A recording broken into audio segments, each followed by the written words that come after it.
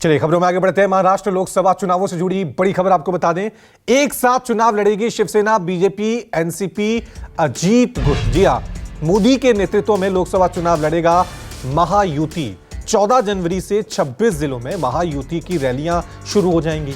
NCP के प्रदेश अध्यक्ष सुनील तटकरे ने इसकी घोषणा की है। तो लोकसभा चुनावों को लेकर महाराष्ट्र में कह सकते हैं महायुति गठबंधन, जिसमें बीजेपी, शिवसेना शिंदे गुट और अजीत पवार एनसीपी गुट, इन्होंने तैयारियां शुरू कर दी हैं। चलिए इस खबर को लेकर सीधा रुख करते हैं मेरे सहयोगी विनोद जगदाले का। विनोद, तो कहें कि लोकसभा चुनाव को लेकर अब जो गठबंधन है, एक तरफ महाअघाड़ी गठबंधन है, दूसरी तरफ महायुति गठबंधन है। तो महायुति ने ऐलान कर दिया हम एकजुट है और लोकसभा चुनाव मिलकर लड़ेंगे। क्या स्ट्रेटेजी 2024 लोकसभा चुनाव को लेकर दिख रही है आपको?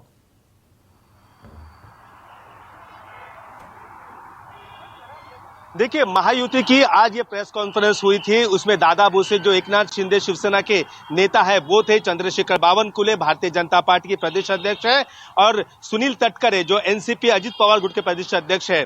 तीनों ने मिलकर यही बताया है कि आने वाला लोकसभा चुनाव 2024 का एक साथ तीनों पार्टियां लड़ेंगे। और हमने जब उनसे पूछा कि सीटों के बंटवारे को लेकर क्या होगा, क्योंकि 48 सीटें हैं, घोषणा ये की है इस प्रेस कॉन्फ्रेंस में कि 45 प्लस का नारा दिया है। 45 प्लस यहां पर वो सीटें जीतने वाले हैं। लेकिन ऐसी कई सीटें हैं, उन सीटों को लेकर वहां पर अभी भी तकरार बरकरार है।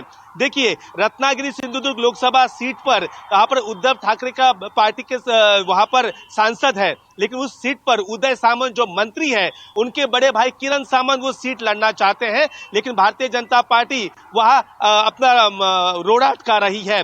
तो किरण सामंत ने कल व्हाट्सएप के स्टेटस पे भी रखा था कि मैं किरण सामंत, मुझे रोकेगा कौन। मावल लोकसभा सीट है, अजित पवार अपने बेटों को लड़वाना चाहते हैं, लेकिन एकनाथ शिंदे वो सीट नहीं छोड़ना चाहते कि सांसद उनके साथ है। ऐसे कई सीट है, उसको लेकर अभी भी तकरार दोनों के बीच में तकरार चल रही है। लेकिन चंद्रशेखर बावनकुले ने कहा कि तीन नेता देवेंद्र फडणवीस, अजित पवार, एकनाथ शिंदे ये मिलकर तय करेंगे और वो नाम सेंट्रल पार्लियामेंट्री बोर्ड को भेजे जाएंगे और वो तय करेंगे कि उम्मीदवार कौन होगा। लेकिन जाहिर सी बात है, आज की प्रेस कॉन्फ्रेंस से एक बात तो साफ चली है कि इस महायुति में सबसे बड़ा भाई वो होगा, वो भारतीय जनता पार्टी होगा, और भारतीय जनता पार्टी ही सबसे ज्यादा सीट यहाँ पर लड़ने वाली है। और 45 प्लस का नारा दिया है। आपने भी बात कही कि किन मुद्दों को लेकर, तो तीनों नेताओं ने एक ही बात कही है, नरेंद्र मोदी का जो भूचाल है, प्रधानमंत्री का जो भूचाल है, अभी 3 राज्यों में आया था, राजस्थान हो, छत्तीसगढ़ हो, मध्य प्रदेश हो, अब वो महाराष्ट्र में आने वाला है और 45 प्लस सीटें वहां पर वो जीतने वाले हैं, ऐसा दावा उन्होंने वहां पर ये किया है। लेकिन फिलहाल 14 जनवरी से 36 के 36 जिलों में तीनों पार्टियों के नेता एक साथ मिलकर रैलियां करेंगे।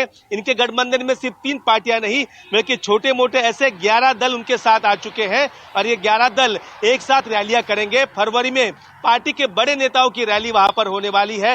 देवेंद्र फडणवीस हो, एकनाथ शिंदे हो, तो एक साथ मिलकर चुनाव लड़ेंगे, सभी की रैलियां होकर चुनाव लड़ेंगे। ये महायुति ने घोषणा कर दी है, लेकिन सीटों के बंटवारे को लेकर अभी किसी तरह से कोई घोषणा नहीं है। बहुत बहुत शुक्रिया विनोद तमाम जानकारी के लिए।